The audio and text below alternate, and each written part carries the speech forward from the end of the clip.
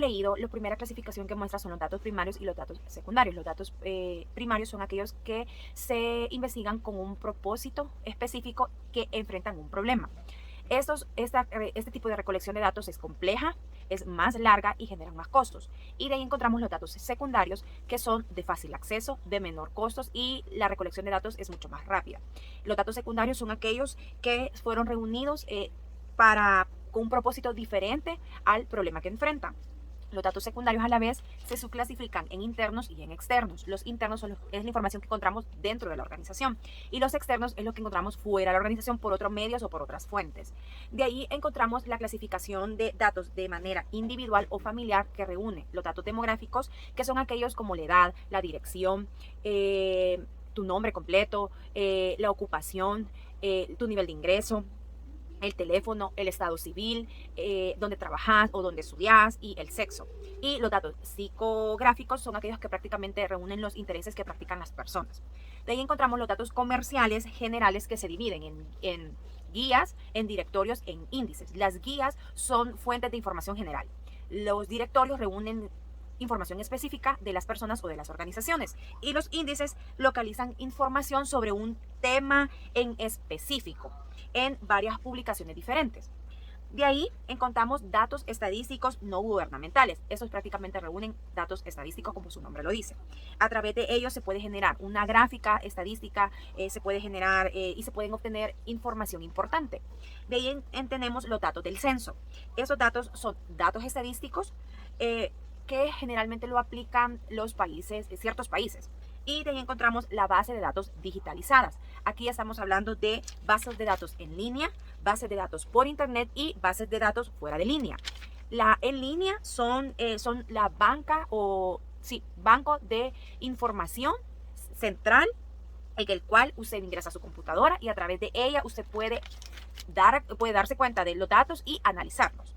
La base de datos por internet se consulta y se analizan por internet, es decir, por medio de una computadora, por medio de una tablet, por medio de un teléfono, de diferentes tipos de dispositivos. Y la base de datos fuera de línea son los que se encuentran disponibles en disquete y en discos compactos, que eso generalmente en la actualidad pues creo que ya no se ocupa.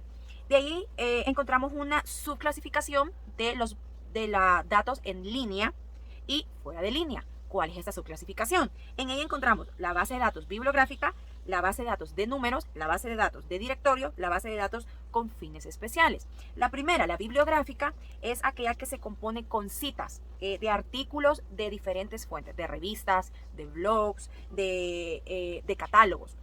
La base de datos numéricos son los que incluyen números y estadísticas, prácticamente. La base de datos de directorios proporcionan información sobre individuos u organizaciones. Y la base de datos con fines especiales es una base de datos continua, o sea, ya existe, pues, es como darle continuidad a una base de datos, y en ella se analizan el tema que sea de interés. De ahí encontramos los servicios sindicados. ¿Cuáles son los servicios sindicados? Son, por ejemplo, fuentes de agencias, empresas que reúnen y venden conjunto como que venden los datos, venden de valor comercial, conocidos y diseñados para cubrir las necesidades de las empresas. De ahí encontramos una clasificación de datos síndicos, que son las encuestas, que es una serie de preguntas preestablecidas prácticamente, y una psicografía. La psicografía es una fuente de información en donde nos da el perfil de las personas. Y encontramos por último los paneles de compra y los medios de comunicación, que esos prácticamente automáticamente recolectan información. Los paneles de compra muestran el comportamiento de los individuos, que proporcionan información específica o durante un largo periodo. La característica distintiva del panel de compra con los medios de comunicación es que los paneles de compra registran el comportamiento, dónde compró, qué compró, a qué horas compró, con qué periodicidad se compró.